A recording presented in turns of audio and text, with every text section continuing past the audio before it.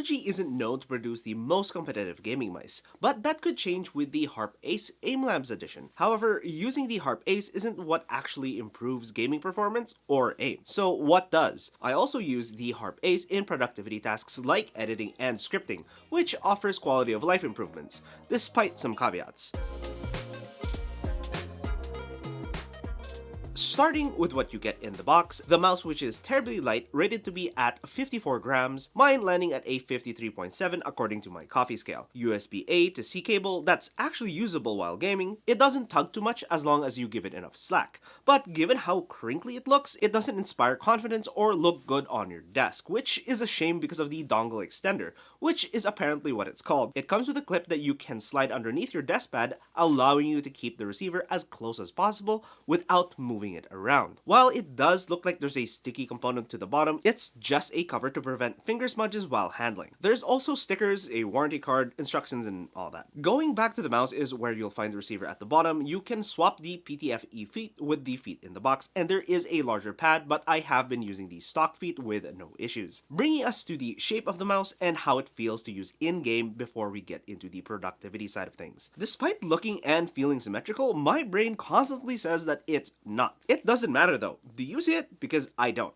Regardless of what the voices in my head keep telling me. The ROG Harpe Ace is what I would consider a safe shape, which seems to be symmetrical. Both left and right primary buttons have a shallow comfort groove, with the clicks on the lighter side from most of the mice I've used so far, but not by a large margin. The scroll wheel doesn't have tilt functionality, but it is easy to press, and I haven't snagged on the wheel as I transition to press it. The one thing I don't like about the wheel is that it feels a little scratchy, despite the tactile bumps on the scroll. As for grips, I find that the fingertip grip, while possible, is the worst for the mouse, unless you have terribly large hands. This is because of the long length and far forward short button positioning. And the top of the hump is highest where the knuckles land, promoting a full palm grip.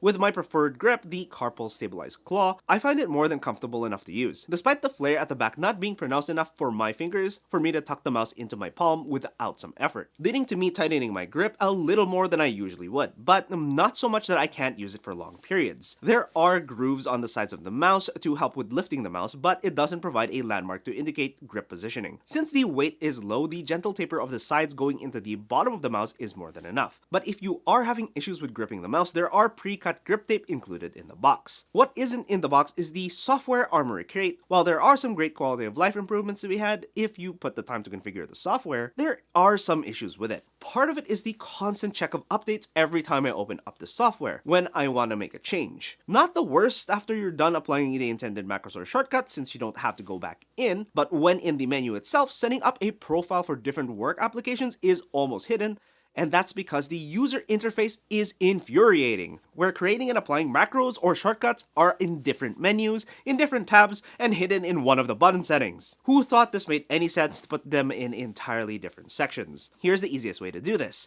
First, in the Device tab, go to Create Macros, and create macros for each of the shortcuts you would like to have. I would suggest only creating 2 per application to use on the side buttons. Return to Device, and this time select the mouse. In this case, it's the Harpe Ace. You can then map the macro to the appropriate button. You'll have to change the profile for each set of buttons. Profiles are found in the top right hand corner.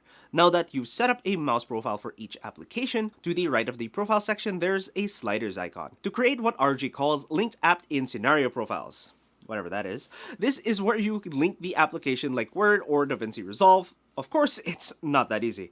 You have to select Create New to even do anything. Once you're in Create New, select apps you'd like to link for the specific profile you created. Then in Connected Device Configuration, finally select which profile corresponds to the apps you've just linked.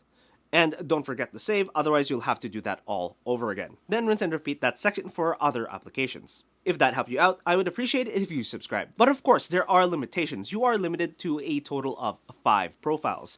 I personally only use 3, 1 for editing, 1 for scripting, and the last 4 just general use including games, since games already use and apply the side buttons, and it's easier just to configure these side buttons in-game as opposed to the ROG Armory Crate software. There is a slight lag of about half a second before the profiles switch when moving between applications. Not the worst thing, especially as I normally would stay in that application for an extended period of time. But what shortcuts do I use in games and productivity? Unfortunately, I'm limited with the two extra buttons. In Microsoft Word, I have this set to italicize and highlight, as those are shortcuts that I use when reviewing scripts. In video editing, I change those into the delete, trim, left and right buttons, allowing me to stay on the mouse while trimming video. But if you already have it mapped to the left side of your keyboard, you can change it to play and pause instead. In most FPS games, the default throwable and melee as side buttons work just fine. But in games like CS, changing this to specific tacticals allows you to stay on the movement keys while changing gear. As a lightweight gaming mouse, it does much better in gaming than productivity tasks, but can be customized to improve productivity, and hopefully, unlike me, you'll only have to set it up once. Having tried many different mice, the ROG Harpe Ace doesn't improve my aim more than going through aim training. And while I forgot to go through the ROG specific training from the Aim Labs collaboration, aim training is the best way to improve aim more than buying any other mouse. At the end of the day, these are tools, and tools don't make the master. But the Harpe Ace does make it easier with its lightweight, relatively inoffensive shape, and responsiveness, without completely sacrificing the quality of life improvements for efficiency when in productivity tasks. There are other symmetrical mice that lean more into work or office aspects, which you can check out in this video. Make sure to subscribe for more content on tech and their ability for both productivity and gaming. I'm your host Naka. Have a nice one. Training, knowledge, and experience is better than buying better equipment.